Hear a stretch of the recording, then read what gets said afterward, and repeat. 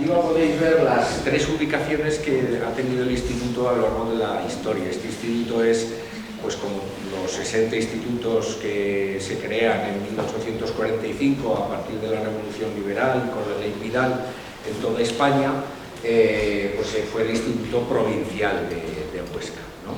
Y la primera ubicación está en la fotografía de la izquierda arriba, es donde esta tarde será la presentación del libro, que es el museo, porque actualmente es el museo provincial, ¿de acuerdo? Allí estuvo, antes del museo y antes de la ubicación del instituto, estuvo la Universidad de Huesca, una universidad típica propia del antiguo régimen, que se creó en el siglo XV y se mantuvo hasta su supresión cuando la reordenación de todo el sistema educativo en 1845, que es cuando se crea el instituto. Ahí estuvo el instituto, luego en el 36 ese instituto, ya lo contaremos, queda convertido en cárcel durante 9 años y las condiciones, bueno, queda absolutamente destruido, inhabitable, y entonces estuvo el instituto cuando se reinauguran las clases, ya perdonarán, pero porque lo vieran, ¿no? Porque vienen las ubicaciones. En el año 38, cuando se reanudan las clases, tiene que ir al magnífico edificio de la Escuela Normal, que es un edificio que se construye durante la dictadura de Primo de Rivera, aunque se inaugura en la Segunda República, y allí estuvo 15 años, en situación provisional. La provisionalidad de 15 años es muy relativa, pero corresponde a las corruptelas propias del régimen. Y durante todo ese tiempo se estuvo construyendo la sede actual, que se inaugura finalmente en el año 51. Es un poco porque ya es la actual, donde estamos ahora. ¿Dónde estamos ahora? Exactamente. Recién pintado. Recién pintado en esa foto. Y ahora le dejo a mi compañera y amiga María. Gracias, Juan. Yo simplemente un poquito. ¿El micro hace falta, Alberto, para la grabación? Sí. Con estas voces. Vale, pues entonces con micro. Mucho mejor. Bueno, pues nada. Nada, simplemente yo como directora os quería dar, pues eso, me lo he apuntado para que no se me olvide nada, dar la bienvenida al IES Ramón y Cajal, ¿vale? Bueno, os doy la bienvenida a este importante acto, pero sobre todo necesario, ¿vale? Para un poco un acto para todos los profesores represaliados en 1936 que formaron parte de este claustro del IES Ramón y Cajal.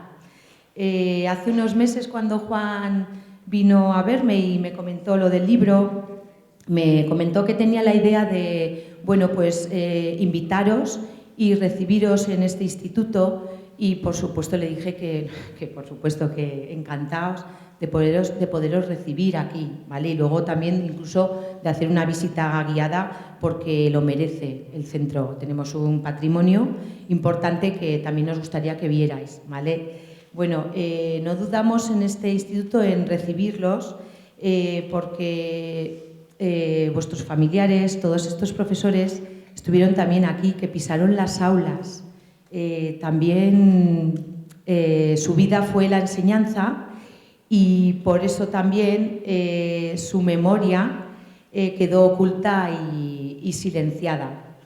Entonces, como directora, os quiero agradecer que os hayáis desplazado hasta aquí, a todas las familias, para compartir este acto sencillo, pero yo creo que muy afectuoso, y queremos hacer un homenaje que pueda restituir en la medida de lo posible pues ese olvido, y reparar, aunque sea simbólicamente en los familiares, pues esos agravios y humillaciones sufridas.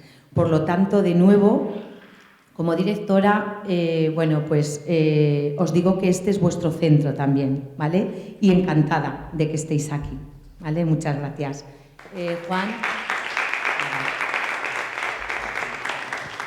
Bueno, pues efectivamente estos profesores nos faltaban, utilizo el catalán porque muchos de ellos eran catalanes y además lo hablaban, y porque además me parece que es una lengua cooficial y hay que hacerlo.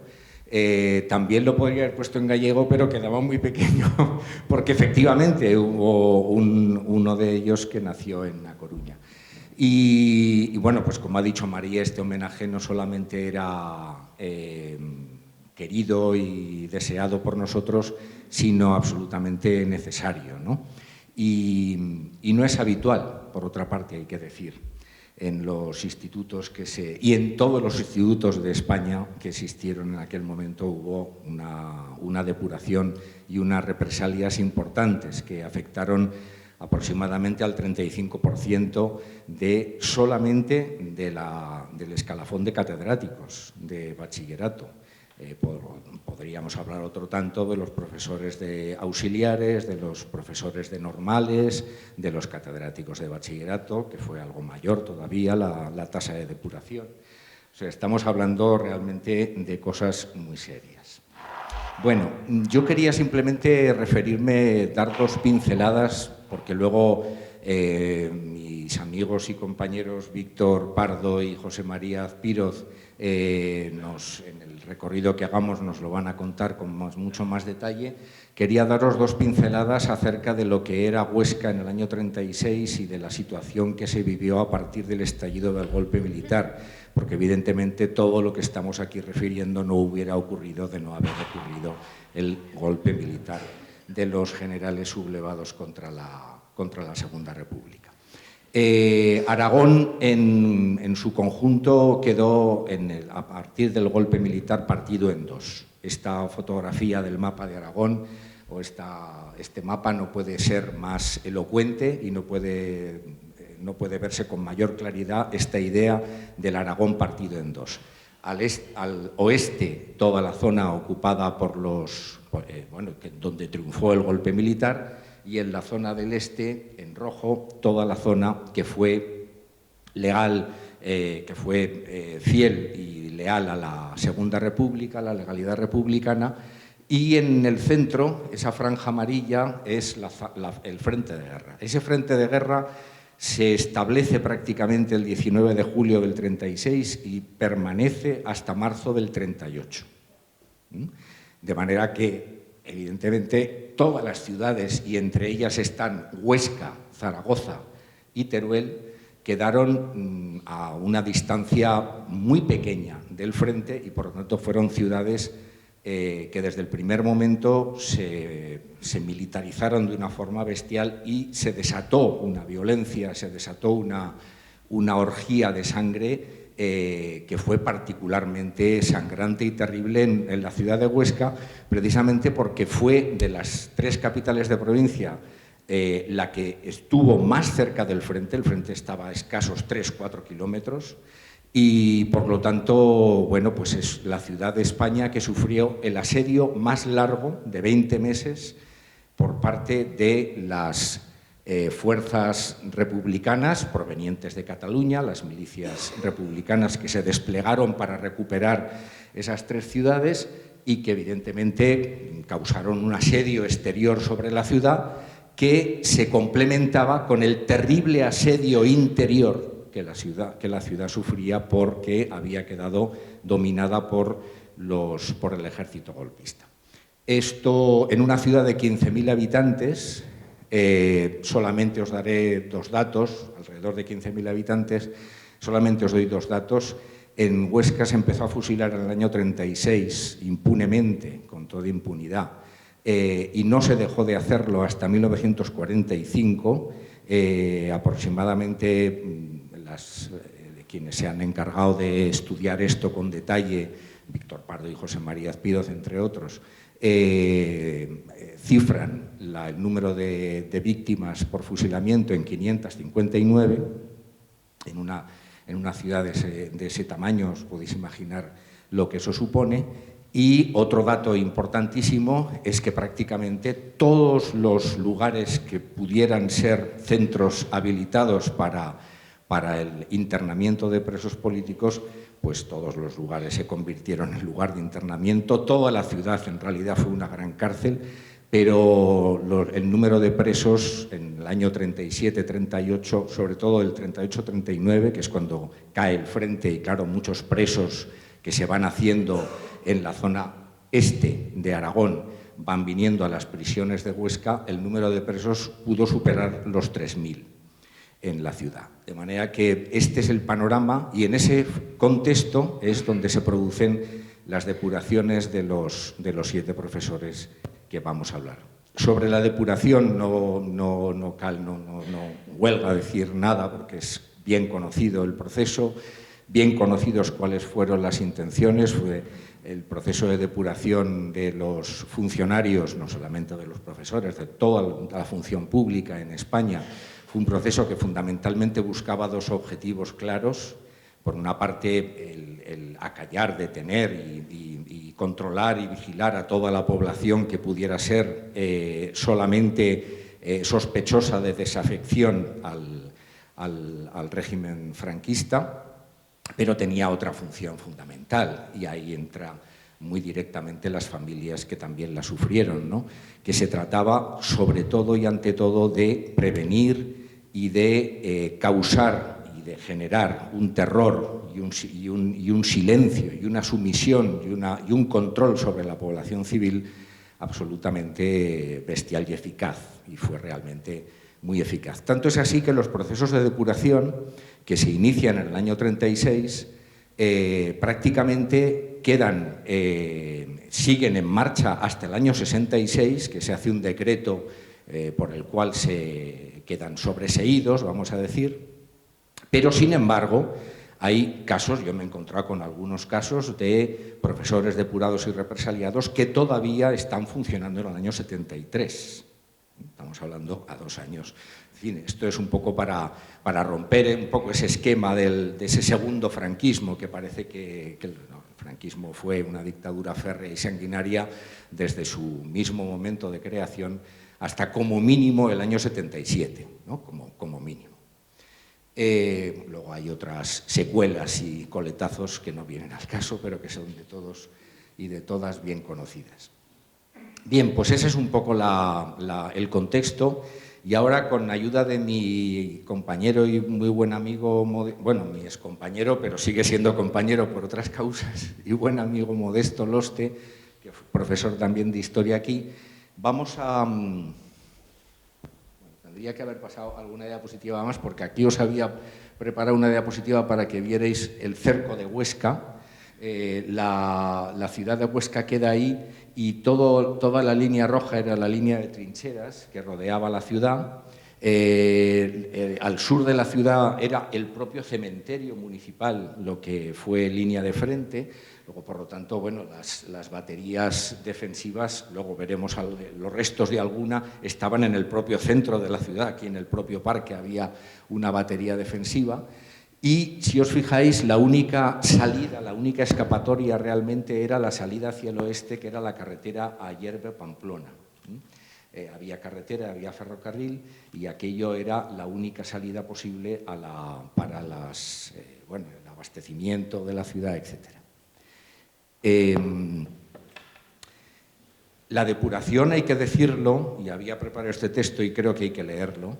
La depuración no fue algo que viniera desde arriba, la depuración fue un proceso que se hizo desde abajo, se hizo desde el propio centro. Fueron los propios profesores los que denunciaron a sus compañeros, los que incoaron los expedientes, y hay que nombrar, porque hay que nombrarlo, a Ricardo del Arco Garay, personaje verdaderamente carismático, importante en la ciudad, erudito local, historiador, cronista de la ciudad en ese momento, bien afincado y bien emparentado con la oligarquía católica y derechista de la ciudad, que desde su cómodo refugio en Jaca, en zona nacional, fue realmente, yo lo he dicho y creo que es así, y hay que decirlo con claridad, fue nuestro Queipo de llano local.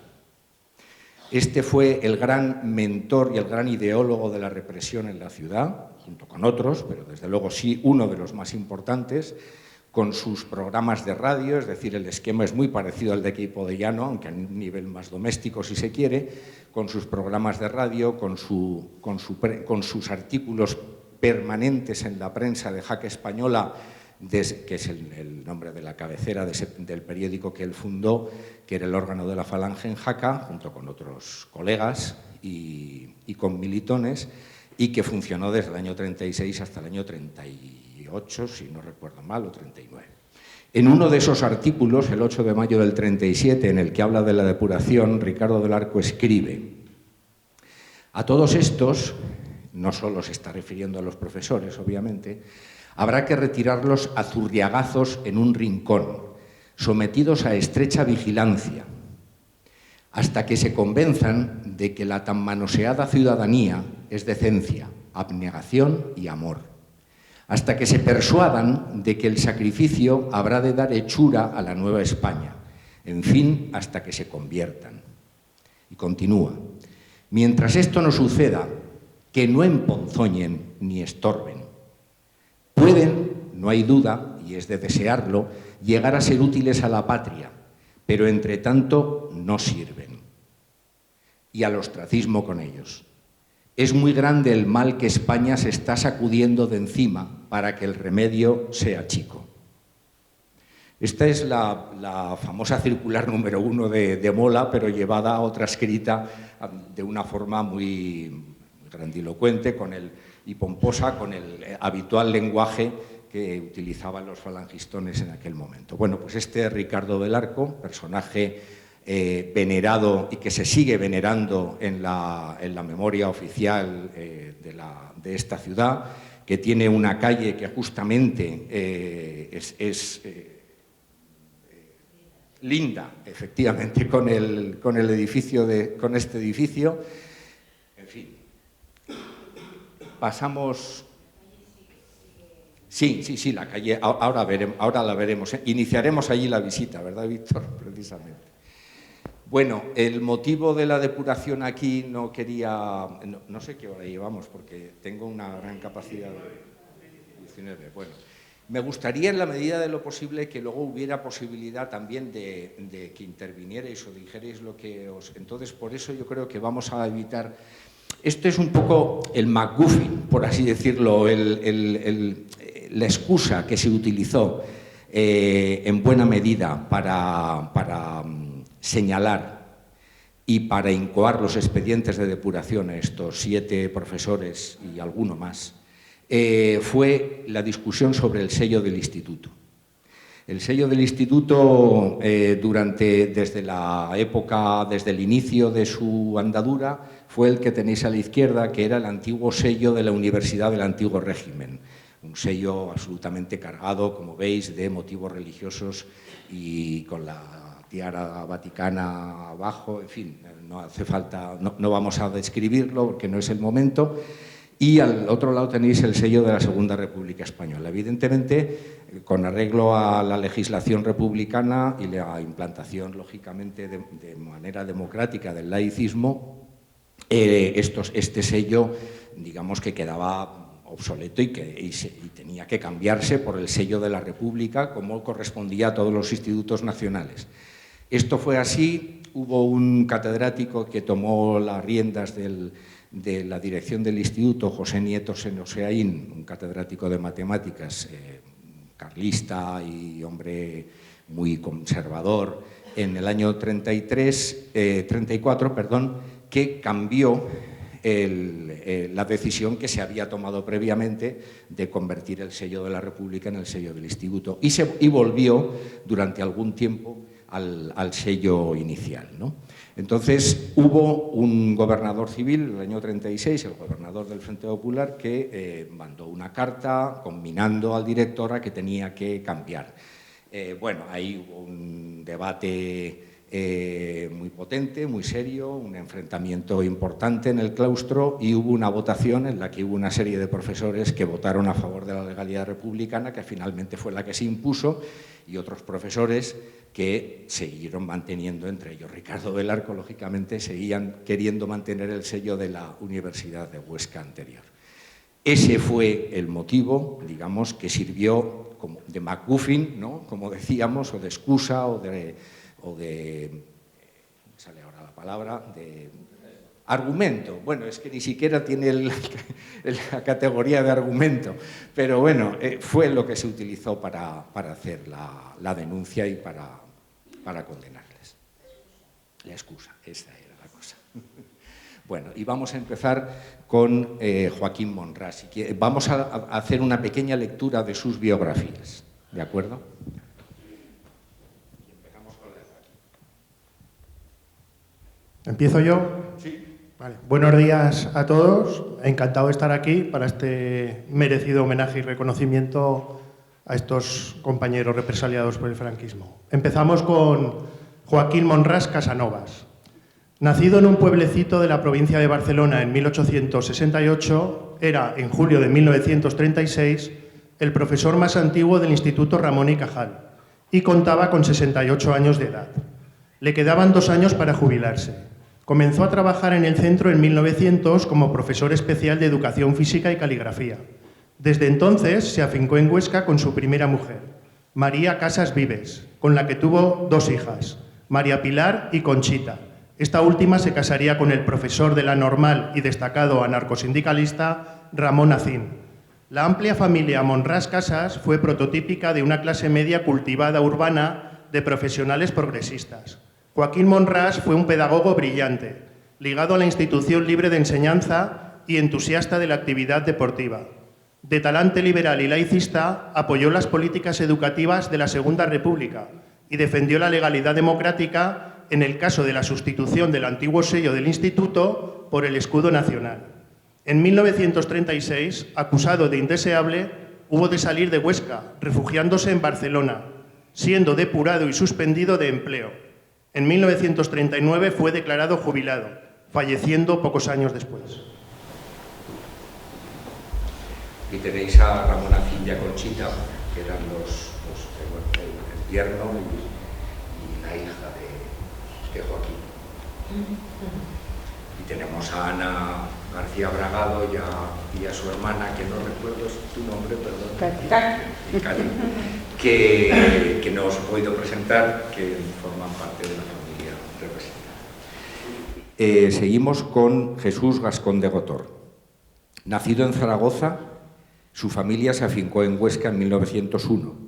Su padre, Anselmo, reconocido pintor y escritor, Anselmo Gascón de Gotor, fue también profesor del instituto. Jesús Gascón de Gotor era farmacéutico, profesor auxiliar de dibujo en el instituto desde 1928. De ideas abiertamente republicanas y progresistas, se implicó mucho en la vida social y política durante la Segunda República como destacado miembro de Izquierda Republicana. Fue presidente de la Cámara de Comercio de Huesca durante la Segunda República también. En 1936 contaba con 32 años. Fue detenido y encarcelado el 23 de julio de 1936 y un mes más tarde fue fusilado, el fatídico 23 de agosto de 1936, junto a otras 94 personas, entre ellas Conchita Monràs, la compañera de Ramón Acín, junto a la tapia del cementerio municipal. Cuando se pidieron los informes oportunos por parte de la comisión depuradora, ya había sido fusilado. De manera que Gascón de Gotor no llegó a ser depurado, fue sencillamente eliminado.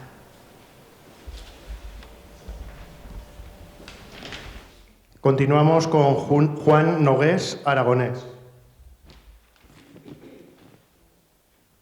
Natural de un pueblecito de Tarragona, Nogués formó parte de una extensa familia muy ligada al campo de la educación y de la pedagogía más innovadora desde principios del siglo XX. Los apellidos Nogués, Sardá, Aragonés, Utray y Benaiges están vinculados claramente al movimiento europeo de la Escuela Nueva. Como sus hermanas y hermanos, Juan Nogués cursó sus estudios primarios y de bachillerato en la Institución Libre de Enseñanza. Todos ellos y otros miembros de la familia fueron depurados y represaliados como él. Algunos tuvieron que exiliarse en Argentina. Antoni Benaiges Nogués, maestro seguidor de Freinet y militante socialista, murió fusilado. Juan Nogués Aragonés, notable filólogo y didacta, fue catedrático de francés en el Instituto de Huesca entre 1928 y 1932, fecha en que se trasladó en comisión de servicios al Instituto Escuela de Barcelona, donde coincidió con la que sería su mujer, también profesora del centro, Amparo Pérez Botella. Al estallar el golpe militar del 36, como su plaza de catedrático seguía siendo la del Ramón y Cajal, le fue abierto expediente de depuración en Huesca. Declarado indeseable, fue sancionado con la separación definitiva del servicio y baja en el escalafón, la máxima sanción posible. Finalmente, en 1942, Nogués fue readmitido en el cuerpo de catedráticos y desterrado a una plaza en el Instituto de Huelva, y se le prohibió tajantemente residir en Cataluña. Como ocurrió en tantas ocasiones, la vida profesional de su mujer, Amparo Pérez, quedó truncada para siempre desde el final de la guerra. En 1949, Juan Nogués se trasladó al Instituto Fray Luis de León de Salamanca, donde se jubiló en 1971. Juan Bonet Ponel. Este brillante catedrático de Filosofía y doctor en Derecho llegó al Instituto de Huesca en 1932 con 42 años de edad. Amigo personal de Manuel Azaña, fue miembro activo de Izquierda Republicana. En el Instituto de Huesca estuvo poco más de un curso escolar desempeñando el cargo de director. Juan Bonet impulsó durante ese tiempo en el Instituto algunas de las reformas más importantes de la política educativa republicana del primer bienio. Su impecable gestión como director le granjeó la enemistad de sectores de la oligarquía ostense, católica y autoritaria. En el año 33 fue destinado en comisión de servicios al recién creado Instituto Lope de Vega de Madrid, donde ejerció también como director. Como su plaza de catedrático seguía siendo la del Ramón y Cajal, a partir de julio del 36 le fue abierto aquí expediente de depuración. Declarado indeseable en absoluto, fue castigado con la máxima sanción. De haber permanecido en Huesca, casi con toda seguridad hubiera corrido la misma suerte que Ramón Acín. Durante la guerra, Bonet ocupó varios cargos de responsabilidad en la España republicana, como el de gobernador civil de Castellón. Al terminar la guerra, Bonet se exilió en Francia junto con su mujer Margarita Aguilar e hija. En enero de 1943 fue detenido por la Gestapo, tras ser denunciado por el cazador de rojos, entre otros, Pedro Urraca, pasando por varios campos de concentración hasta llegar al de Mauthausen. Liberado de aquel infierno en mayo de 1945, logró sobrevivir tras largas estancias en hospitales de Burdeos y París. Finalmente, 2 años más tarde, en 1947, viajó a México, donde pudo reunirse con su familia. Allí ingresó como profesor de Filosofía y Ética en el Instituto Luis Vives de la capital mexicana, un centro creado en el año 39 por el Comité Técnico de Ayuda a los Refugiados Españoles, según los principios de la ILE, de la Institución Libre de Enseñanza, y a imagen y semejanza de los institutos escuela españoles. Bonet fue un magnífico director del Luis Vives entre 1949 y 1970. Año de su fallecimiento. Por sus aulas pasaron los mejores profesores y en ellas se educaron buena parte de las hijas y los hijos del exilio español en aquel país, de las que tenemos una muestra.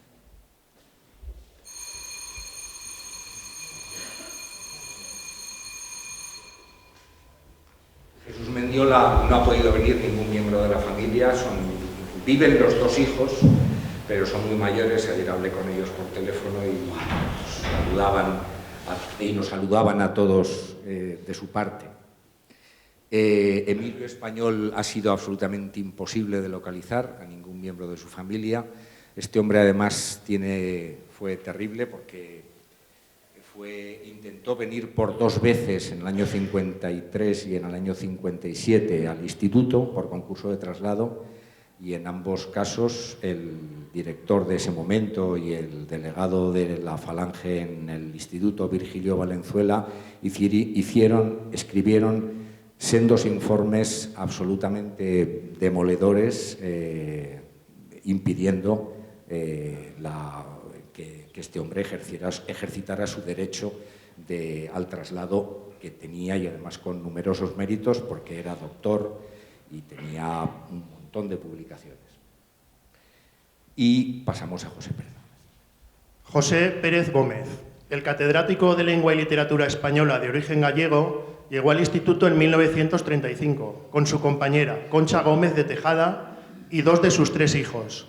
Anteriormente, en Zafra se había destacado como concejal del ayuntamiento, militando en el Partido Republicano Radical Socialista y colaborando con el PSOE. Aunque en Huesca no llegó a renovar su compromiso con Izquierda Republicana, su posicionamiento ético y político le llevó a defender abiertamente la legalidad democrática en el asunto del sello.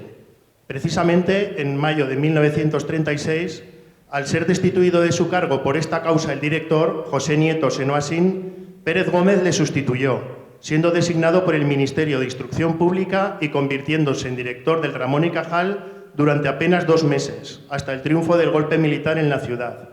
A los pocos días de aquel, José Pérez, catalogado enseguida como indeseable, fue detenido y encarcelado. A primeros de septiembre del 36, el implacable depurador y represor, el sanguinario filonazi Juan Tormo Cervino, catedrático de Geografía e Historia, movió los hilos para facilitar su salida de la prisión y de la ciudad, librándolo de una muerte casi segura por fusilamiento sumarísimo. Pérez Gómez fue sancionado durante 3 años sin empleo ni sueldo y finalmente fue trasladado de forma forzosa primero al Instituto de Tui y ya a partir de 1939 al de León, aunque no fue reincorporado al escalafón de catedráticos hasta 1940. Muchos años después, en 1984, se jubiló en León a la edad reglamentaria.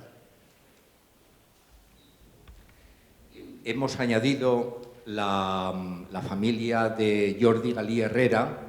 Jordi Galí Herrera fue alumno de este instituto entre el año 41 y el año 44 y vino aquí precisamente como hijo de represaliada.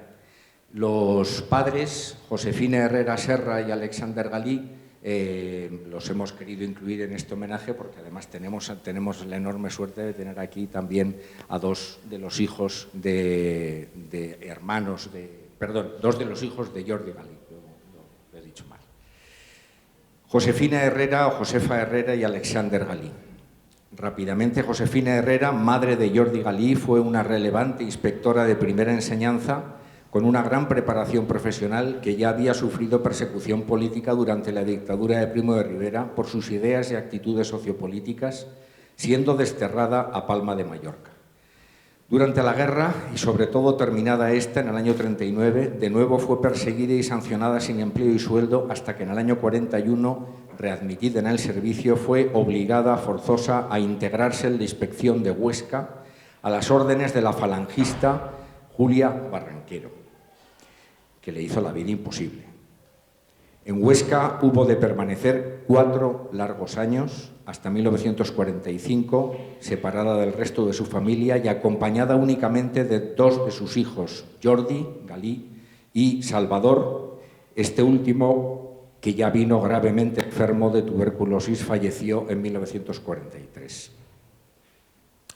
A partir del 45 pudo reunirse ya con su marido Alexander Galí y el resto de su familia no exiliada en Barcelona. El marido de Josefa Herrera fue el reputado pedagogo e historiador Alexander Galí i Col. Galí fue uno de los introductores de la Escuela Nueva en Cataluña, fundador de la Mutua Escolar Blanquerna.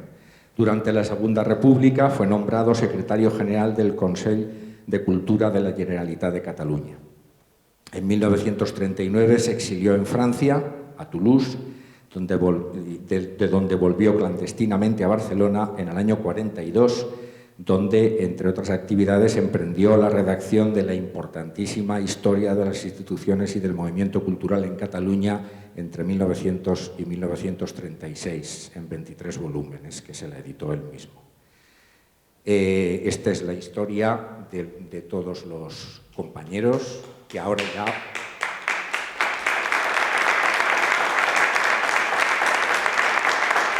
Gracias a vosotros, te digo que ahora ya vuelven a ser otra vez compañeros y profesores del Ramón y Cajal. Muchas gracias.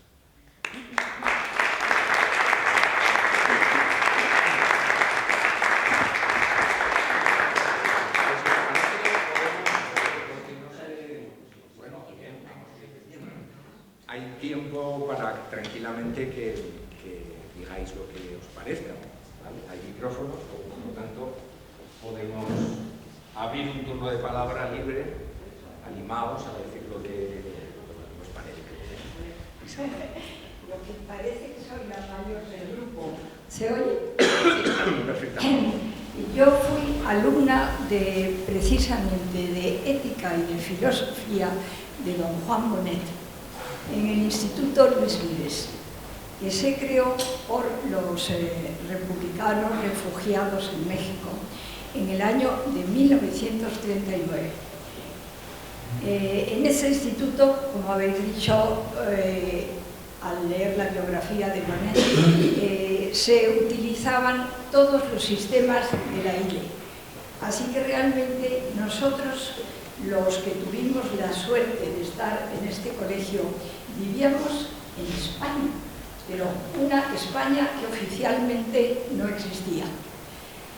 Don Juan Bonet fue una persona extraordinaria, porque en sus clases no solo nos hablaba de ética y de filosofía, nos hablaba pues de historia de Roma, de pintura, de todo lo que debía formar realmente a un alumno y a un ser humano, según la institución libre de enseñanza. Nunca nos enseñaron odio ni rencor a nadie, ni siquiera a la España que entonces existía aquí en la península. La palabra que ahora dicen concordia la están utilizando mal. Es olvido de la discordia, lo que tenemos que decir. Nada más, porque me emociono mucho al recordar a don Juan. Don Juan murió en México y se le hizo un homenaje importantísimo, no solo de los profesores españoles, sino de todo el Departamento de Educación del Gobierno mexicano.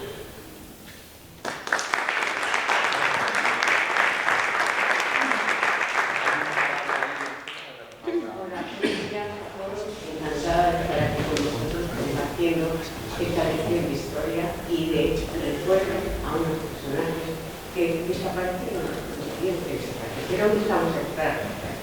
Yo quiero simplemente continuar el discurso de Margarita. Yo fui alumna también de don Juan Bonet, de filosofía y ética, y sus clases, no solamente el libro del texto, perdón, está abierto. Sí, y sus clases no eran solamente de ética y filosofía, que lo eran, no era la lección, no era el programa, iban muchísimo más allá.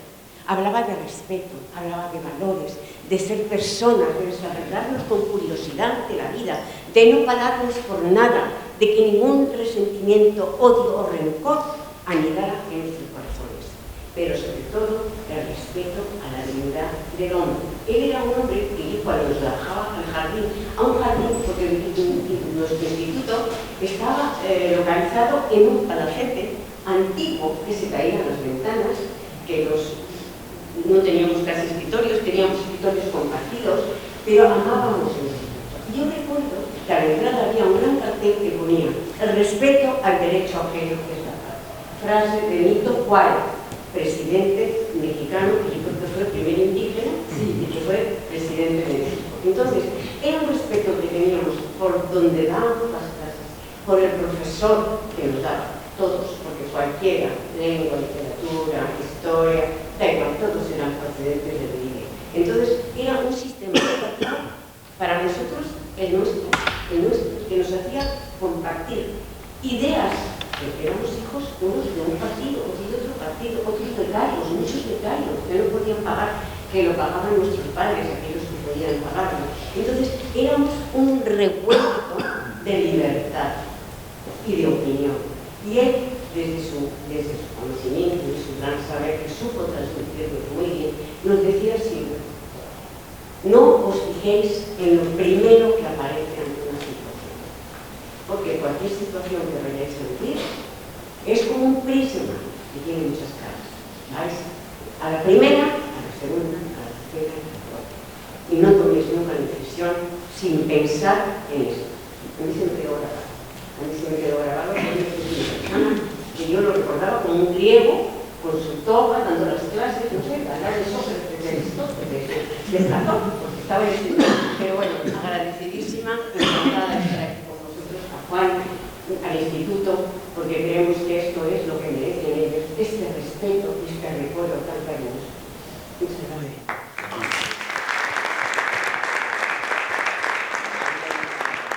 Sí, gracias. Nosotros somos descendientes de Gascón de Gotor, de Jesús, y de Gascón de Gotor, sí, de Jesús Gascón de Gotor, que fue fusilado, pues eso, el 23 de agosto. Y bueno, simplemente quería comentar, somos sobrinas nietas, su padre, el pintor Anselmo Gascón de Gotor, tuvo 2 hijos, uno fue Anselmo, nuestro abuelo, el otro fue Jesús, uno de los protagonistas hoy. Agradecer a los organizadores este acto. Para nosotras siempre ha sido Jesús una figura familiar, una historia terrible, familiar, íntima, que ahora sale al público, se cuenta, se valora, se respeta y, primero de todo, agradeceros a los organizadores este acto. Como digo, siempre fue una historia familiar. Desde niñas nosotras escuchamos a nuestra abuela Martina, que era la mujer de Anselmo, nuestro abuelo, contar esta historia de que habían matado a su cuñado, ¿no? Lo conocemos desde niñas, conocemos versiones familiares y no, bueno, no las vamos a contar ahora, pero sí que queremos contar un pequeño relato de cuando de adultas ya descubrimos cómo lo había vivido su hermano, mi abuelo Anselmo, ¿no? La muerte de su hermano, cuando vino a buscarlo y no lo encontró. Superó, en realidad, la muerte de su hermano querido y escribió un texto en el que contaba cómo lo habían sacado de casa en pijama, lo llevaron a la cárcel ese mes y sin más pues lo fusilaron el 23 de agosto. Escribe este texto, que no voy a leer ahora, pero sí el final, en el que dice: no hay que olvidar este crimen en la vida. Los asesinos deberán ser juzgados en la tierra. Si yo desapareciera del mundo, encargo a mi hijo que vengue la muerte de mi pobre hermano. Yo pediré justicia para él hasta el último instante de mi vida. Este texto lo escondió en una caja fuerte y además él a nosotras nunca nos habló directamente de la muerte de su hermano.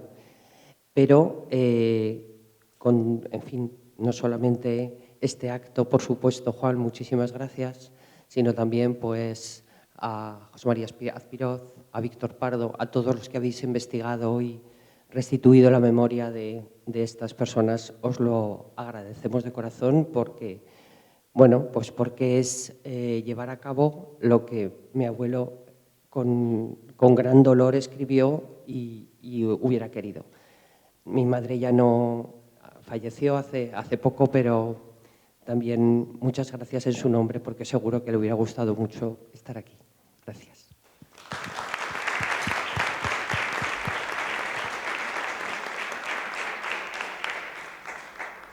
Sí. Perfecto.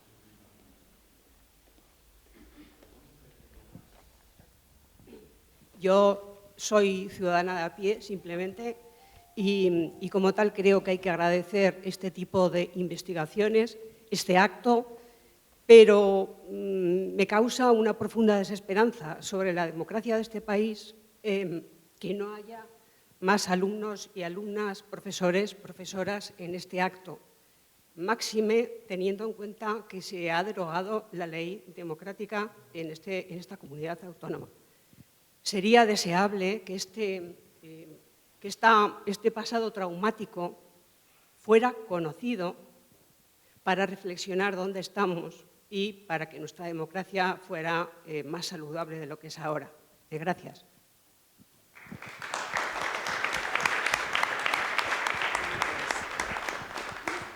Hola, yo soy Mar Forcada Nogués, soy nieta de Juan Nogués Aragonés y bueno, estoy aquí con una prima que es Natalia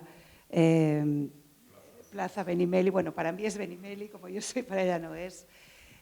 A ver, una cosa que me gustaría decir es que mi abuelo aprovecharon cuando lo represaliaron para acusarlo de catalanista, porque él, cuando pidió el traslado a Barcelona, ayudó a fundar con el doctor Estalella, Maragall y otros muchos del momento el Institut Escola de Catalunya, que era traer el Instituto de Libre Enseñanza a Cataluña de otra manera. Estuvo funcionando unos años y él lo acusaron de catalanista sin serlo. Él era filólogo francés, en este caso era catedrático de francés, y él era un gran amante y defensor de todas y cada una de las lenguas. Y sin ser, porque era una persona así como mi bisabuelo, su padre, Agustín Nogués Sardá, que aquí también tenemos otro pariente, sí fue inspector de enseñanza de la República.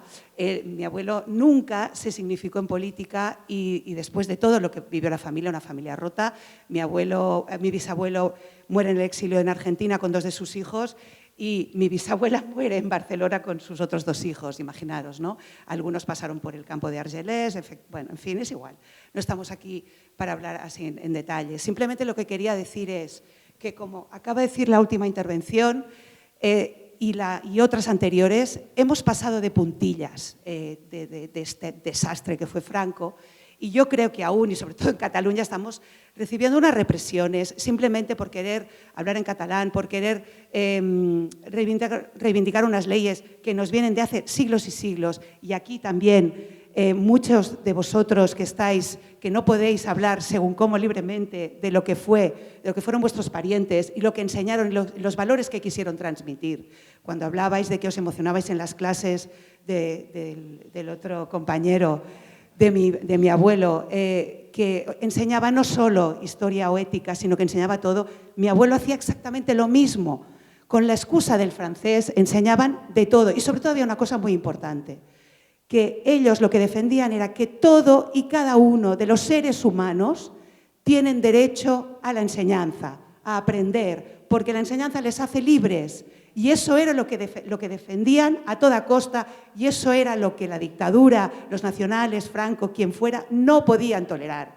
Y eso es lo que pasa ahora, que hemos pasado de puntillas y aún estamos viendo cómo la extrema derecha, en muchos aspectos, en todo el país, en toda España, nos está hostigando, pero soterradamente, quizá por los medios, de otra manera. Y muchísimas gracias.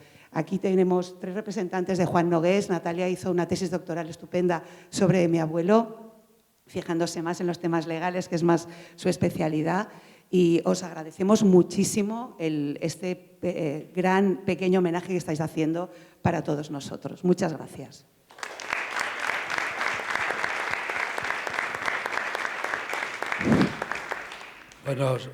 Buenos días. Estoy encantado de estar con todos ustedes. Y esta tarde voy a seguir, yo voy a presentar el libro de Juan, pero ahora quería decir una cosa muy sencilla que yo creo que tiene que ver con... Yo vengo de Salamanca, me llamo Raimundo Cuesta, soy catedrático, he sido catedrático de Historia del instituto en que acabó su tarea profesional Juan Nogués Aragonés, en el Instituto Fray Luis de León. Ha sido mi destino desde el año 75 hasta que me jubilé. He estado siempre en ese instituto y les voy a decir 2 cosas así que son muy significativas al respecto, con una cierta perspectiva histórica. La primera es que cuando nosotros llegamos al instituto en el año 75, aquello era horrible. Había una costra absoluta de silencio. Es más, los profesores recién llegados de historia, Julio Arostegui, precisamente, que era catedrático en ese momento, estábamos amenazados. Y en el año 75 teníamos problemas de saber si podíamos seguir trabajando al mes siguiente o dentro de... En fin, había una situación absolutamente difícil, dura, y de un silencio atronador, ¿no? Con respecto a... Nadie sabía quién había sido Juan Nogués Aragonés, ni ningún otro. Es decir, y partíamos como de cero. Estas cosas que ha hecho Juan, que yo también he hecho en mi instituto, esta cosa, quiero decir, este libro, esta reflexión, ese ir hacia el pasado. Yo creo que en la sociedad española se debe tener un cierto agradecimiento a la lucha que en los años 70 se mantuvo la sociedad española por acabar con el franquismo. Ese fue un momento decisivo. Y fue muy decisivo lo que se llaman los historiadores de la educación la generación del 77. Es decir, aquellos chicos y chicas jóvenes que ingresamos en los institutos y que empezamos a dar la vuelta a la situación. Y se abrió entonces un ciclo que empezó primero a denunciar la brutal cirugía de cuerpos y almas que se mantuvo en la guerra civil y después. Y sobre todo en el cuerpo de catedráticos y en los profesores de bachillerato, de secundaria, esa especie de miedo absoluto, de parálisis. Los que no se pudieron ir, los que superaron las depuraciones o relativamente, estaban absolutamente atenazados, eran seres silenciosos y solamente con algunas claves podía uno imaginar, siendo alumno, yo fui alumno de un instituto en preuniversitario, veías algunas cuestiones, ¿no? Y era como muy incitantes a pensar qué era lo que estaba pasando. Pero la ruptura se dio ahí, y fue una ruptura muy positiva, y fue una ruptura muy difícil y una lucha democrática muy importante, que a veces se olvida. Y yo les quiero recordar, respecto a lo que se ha dicho sobre este regreso, este retroceso hacia la derecha, que lo que hay ahora es un ciclo nuevo de la historia de España y de la historia de Europa también y de la historia de los pueblos que han gozado o han acariciado el ideal de tener una democracia en su país y de no estar sometidos a un poder absolutamente arbitrario. Bueno, pues ahora estamos en otra historia, ¿eh? En aquellos años fueron muy difíciles porque nos jugábamos el trabajo y otras muchas cosas, la libertad incluso, pero ahora la cuestión es más complicada para mí. No sé si ya en la decrepitud de los años y de la vida y de tal, ve uno las cosas muy negras, pero estamos en un momento extraordinariamente difícil. Y es absolutamente interesante que se hagan homenajes como este a unas generaciones que han sido nuestros maestros intelectuales y espirituales, en el amplio sentido que tienen estas dos palabras. Y también, por lo tanto, pues agradecer a todos ustedes su presencia y a Juan el trabajo ímprobo que ha hecho. Y bueno, yo ya no me quiero extender más porque me estoy enrollando y me van a tener que escuchar esta tarde.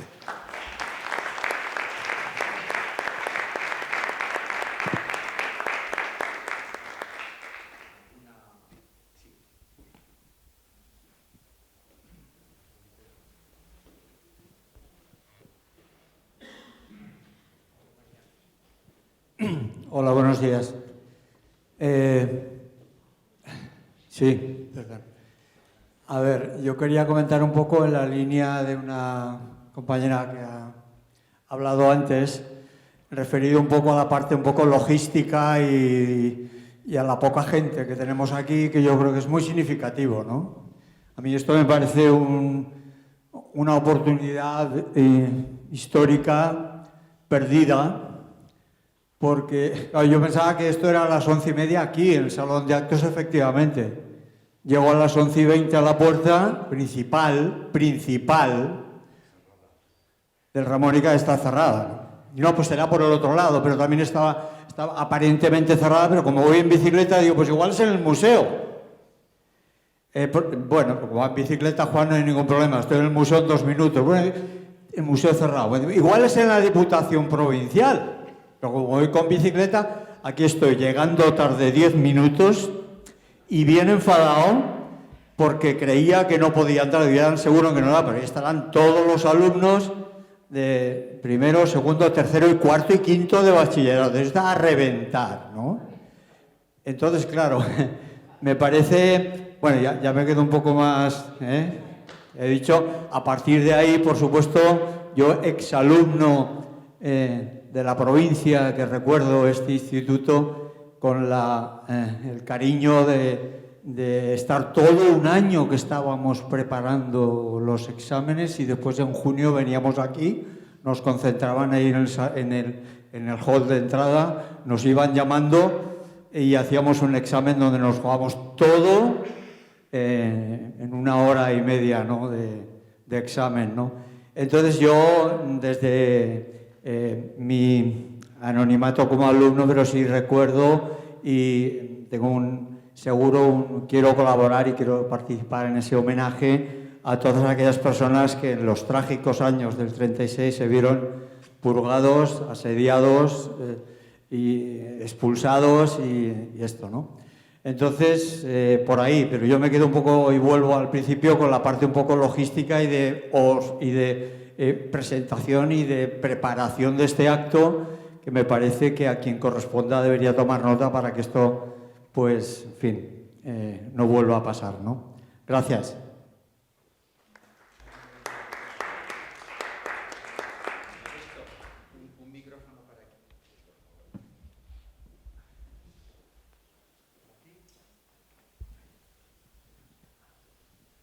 Sí, muy breve. Soy nieto de Alexandre Galí, hijo de Jordi Galí, que estudió aquí en bachillerato. Me quedo con la idea del prisma y bueno, a recordar que mi padre fundó la Escuela San Gregori, que aquí mi hermana Montserrat también fue la directora de los últimos 30 años. Y me quedo con que la gente que pues, pudo sobrevivir de esta reparación, de esta depuración, todo el mundo los recuerda y sacaron lo mejor de sí. Me quedo con este señor Bonet en México. Mi prima también queda auxiliada porque parte de mi familia también se exilió en México y recién falleció, le han hecho unos homenajes. Es decir, la gente que por desgracia sufrió esto sacó después lo mejor y los que bebieron de allí también han sacado lo mejor. Nada más, dentro de un entorno tan de guerra como el que vivió mi abuelo Alexandre en Toulouse, cuidando niños, hijos de quakers, y que después tuvo que huir porque los nazis avanzaban, le preguntaron, pero ¿tú de dónde sacas el ánimo, la fuerza con un hijo exiliado, otro enfermo, etcétera? Dice, en los campos yermos siempre puedes encontrar una flor. Y me quedó esto, que también lo recogió mi hermana en un libro del exilio, también. O sea que al final, gracias a mis hermanas, Montserrat, Carmen y las que han trabajado esta historia, hay que levantar estas historias porque son las que nos dan un poco el sentido de la vida. Nada más.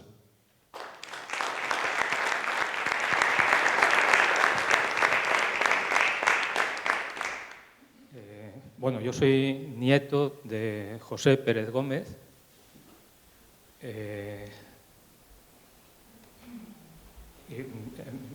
Sobre todo quiero dar las gracias a los que habéis organizado el acto.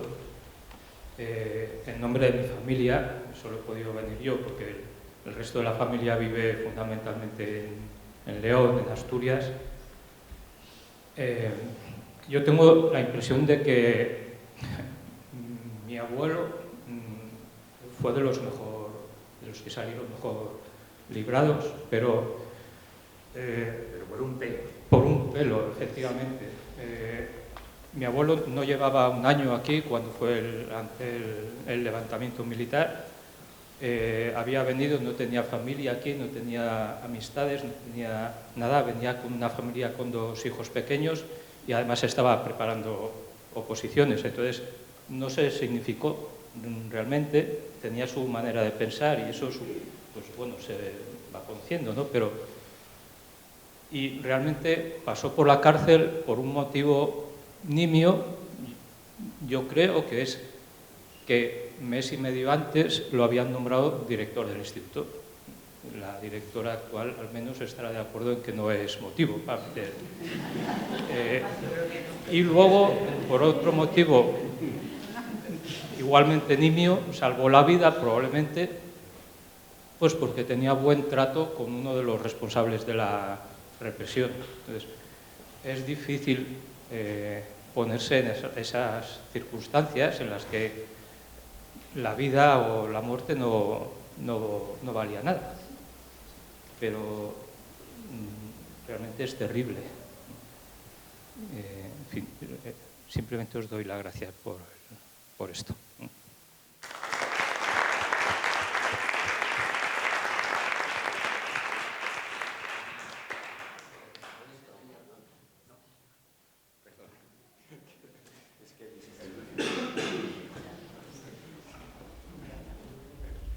buenas.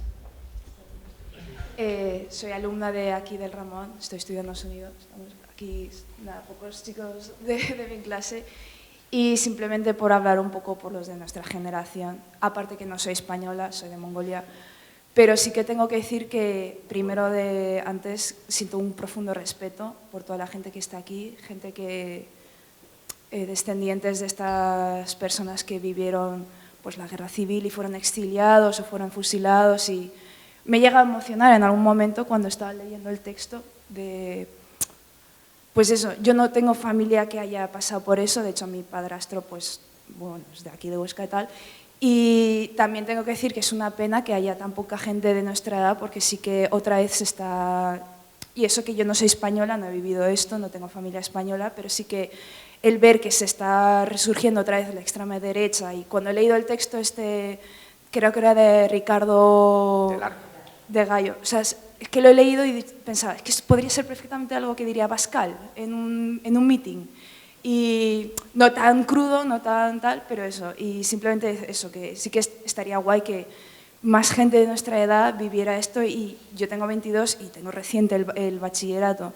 Yo recuerdo que por estas fechas, en segundo de bachiller, solo dimos hasta la guerra civil, y lo que se hablaba del franquismo era una hojita así, y en plan, esto ni lo dimos en clase. Y eso que mi profesor, que se llama Félix, era muy buen profesor, pero incluso él tenía mucho miedo de hablar de la época de la guerra civil, porque había compañeros de clase que pues que eran más parte de derecha, y sí, o sea, me da mucha pena y me da rabia incluso que se hable de uy, qué miedo, ¿no? Y es como, no, ostras, esto ha pasado. Y yo que no soy española digo, es que no, hay que hablar de esto. Y de hecho, mientras estaba escuchando esto, me está acordando de un vídeo que vi por internet de una consejera valenciana que creo que se llama Pepa Milán o algo así, de que llamó a Franco personaje histórico, como en plan, no, o sea, di lo que fue, una dictadura, y ya está. Entonces, me agradezco haber venido. De hecho, no tengo clase ahora, podría estar en casa, pero he decidido quedarme y he tomado una buena decisión. Simplemente quería decir eso. Muchas gracias.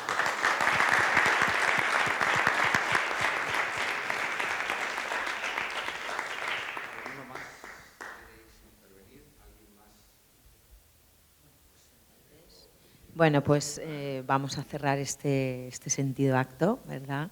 Y bueno, simplemente por la logística, por la alusión, bueno, era un acto de homenaje íntimo, ¿vale? Para los familiares de los profesores represaliados. Sí que, ¿verdad, Juan? Por las redes lo subimos el otro día, porque es verdad que invitamos a toda la comunidad educativa del IES Ramón y Cajal y a la población, pero era más bien un acto íntimo, principalmente por logística, porque no nos caben, ¿vale? Pero en este instituto solemos hacer actos de este tipo y orientados a los alumnos, ¿vale? Yo creo que hoy era un momento de familiares y, bueno, pues a lo mejor amigos, conocidos, profesores algunos, pero no era el momento de alumnos hoy, ¿vale? Pero ya te digo, este instituto sí que es consciente de que se tiene que oír claro y alto en muchas cosas, que ahora sí que es verdad que nos están oyendo, ¿verdad? Al revés. Entonces yo sí que vuelvo a agradecer que os hayáis desplazado hasta Huesca, que muchos venís de lejos, que habéis cogido el coche esta mañana, habéis madrugado y aquí os habéis venido. Y la verdad es que yo, como dice nuestra alumna de sonido, también me he emocionado, Juan, ¿vale? Al escuchar, bueno, pues de familiares de los represaliados, pues más historias o textos, ¿verdad?, que habéis leído. Entonces yo ahora sí que me gustaría que nos acompañarais en un pequeño café que hemos preparado, ¿vale?, para todos los que habéis venido aquí, que yo creo que ya son horas, ¿vale? Y así también podemos un poquito todos pues conversar, hablar y, bueno, pues con café y unas pastas, Juan, será perfecto, ¿vale? Una cuestión logística, pero de verdad, no de la otra. Hay unas bolsas que es el obsequio que el Instituto de Estudios Altarragoneses y el Instituto quiere ofreceros en este acto de homenaje, que ahora a la salida podéis coger. Pesan un poquito porque son los 2 libros del instituto. Y entonces, y hay exactamente ahí el número de 14, que yo calculé que era más o menos, correspondía a los representantes de las personas que habéis venido, en el bien entendido que las parejas se llevarán 1 y las personas que vienen en solitario se llevarán 1 también. ¿De acuerdo?